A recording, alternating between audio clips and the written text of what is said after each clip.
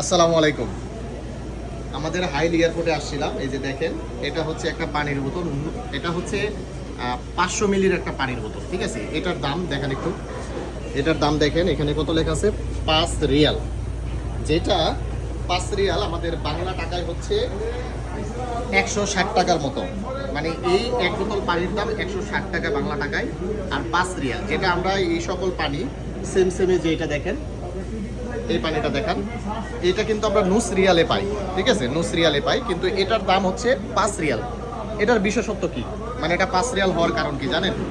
এই যে খেয়াল করে দেখেন, এই জায়গাতে একটু দেখান, ফ্রম দ্য ফ্রেঞ্চ আলপস, মানে হচ্ছে ফ্রান্সের পর্বতমালা থেকে এই পানিটা সংগ্রহ করা হয়েছে, যার কারণে এই পানিটার এতটা বিশেষত্ব। এবং এই এয়ারপোর্টের ভিতরে বা বাহিরে এই পানিটা এত দাম দিয়ে আমাদেরকে কিনতে হয়।